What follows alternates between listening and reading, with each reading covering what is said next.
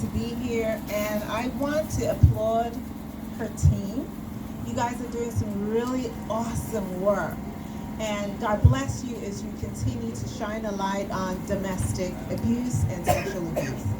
So before we get into my backstory, I want to throw out some additional statistics. The CDC tells us that 1 in 3 women are raped, molested, abused over a lifetime. 1 in 3. That would be 1, 2, 3, 1, 2, 3, 1, 2, 3, and so on and so forth. They tell us that 1 in 7 males are sexually abused, raped, molested, sodomized over a lifetime. And you know that CDC collects statistics nationally and internationally. They also inform us that there are 1 billion children that are violated every single year. 1 billion. Now, if we look at some other statistics, darkness to light tells us that 1 in 7 girls are abused, molested, raped. They tell us that 1 in 25 boys are abused, molested, raped. And that this year alone, 2019, 400,000 children will be sexually abused, raped, molested in the United States of America. Now, if we look at some British statistics, for 2015, they tell us that 85,000 women, girls, were raped in England. 12,000 boys, men, were raped in England. Now, sometimes when we have conversation, we say these numbers are a little strange. Could it be that high? And why do you have a statistic that says 1 in 3 and another that says 1 in 7? The numbers are worse than that. Because I never reported. And there are people that I've spoken through over the years of my career who've never reported. So now your question is, what can we do about this? And before we continue in our discussion, we're going to have 2 commercial breaks. And that's because this topic tends to be very suffocating. And it leaves you without hope. And it drags you down. But you're here because you have hope. And so what we're going to do is, if you will permit me, is pace breathing. And pace breathing just helps to recenter us and calm ourselves down. And so pace breathing involves, some of you are already familiar with pace breathing. Some of you, this is the first time that you're hearing about it, but you simply take a deep breath, hold for 3, 1, 2, 3, and you exhale. So do that with me. Take a deep breath, hold for 3, 1, 2, 3, exhale. The last time, take a deep breath, hold for 3, 1, 2, 3, exhale. Now you should feel a little calmer some kind of way. We'll do this a second time before we end today. And I have 15 minutes. At 1-5. What can we do? Well, we can do exactly what we're doing here today. We can talk about it. We can educate each other.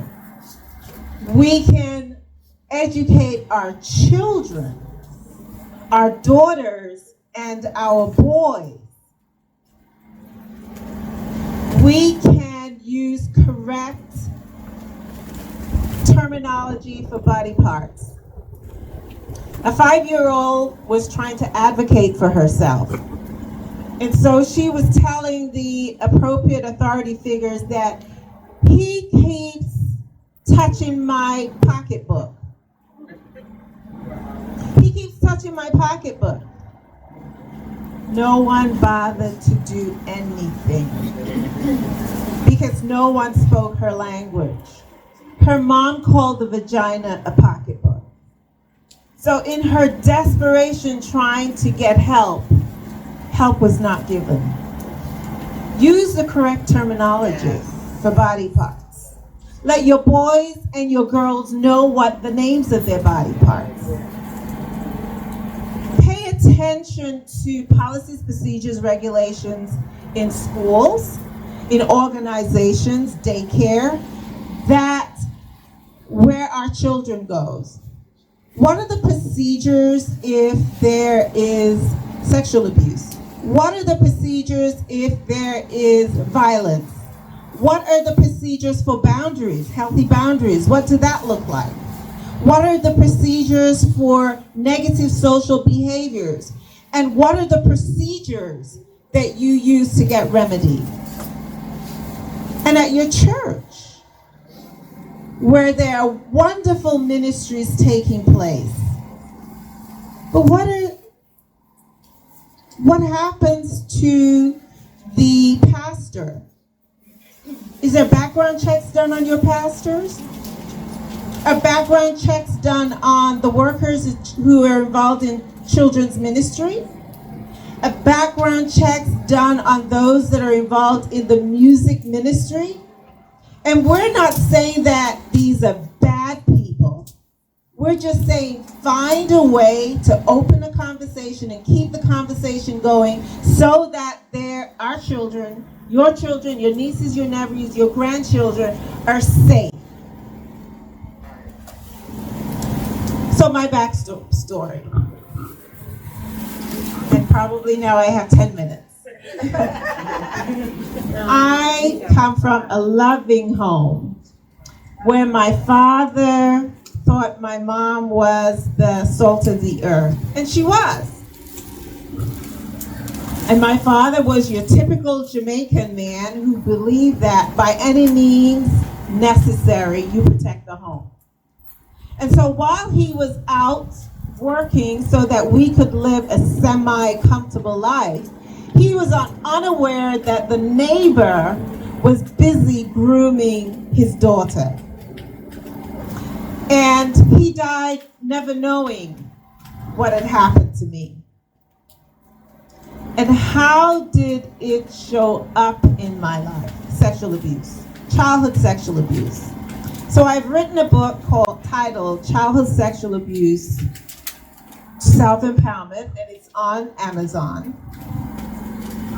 My medication of choice was work, because I was a workaholic, like a alcoholic or a substance abuse-aholic. I was constantly working. My day would start at 7 a.m. in the morning and ended at 9, 10, 11, 12, 1 o'clock at night. And if I wasn't at work, then I was home working on projects so that my job could be effective. I was receiving promotions every 2 years, but I wasn't working to get promotions. I was working to medicate myself. I was working so that I didn't have to think. I didn't have to remember. I didn't have to recall the voice that went over and over in my brain telling me, don't say anything. And that works. Don't say anything, because I'll hurt you. I'll hurt your parents, or I'll kill you. I'll kill your family. And for some reason, keep silent. It's an order that we follow very well. I was talking last month to a 64-year-old who was raped when she was 10 years old by a member of the church. And she was just starting to talk about it, but she was threatened that if she said anything, her mom would be hurt. And as I pointed her to a good therapist and to maintain her faith in the Lord and to continue to share her story, she told one of her best friends, who wrote down and told her that she was raped when she was 13, but she'd never told anyone because she was told to keep quiet. So how do we break this stigma? We break the stigma by doing what you are doing right now. We break the stigma by talking about it. We break it by bringing individuals who have gone through the experience to say, I was sexually abused as a child. I'm not ashamed of it because it had nothing to do with me. I did not request to be sexually abused. I survived because of God Almighty. I stand before you because there is a good God who guided me through the quicksand of survival. And he too can do that to each and every one of us who have gone through that experience. And so those of you that are in this room, you know somebody who's been through this kind of trauma, whether it's sexual trauma or physical trauma. Help that person by talking to Safe Haven, who I've already said are doing an excellent job. Point them to the correct professionals so that they too can become their best selves.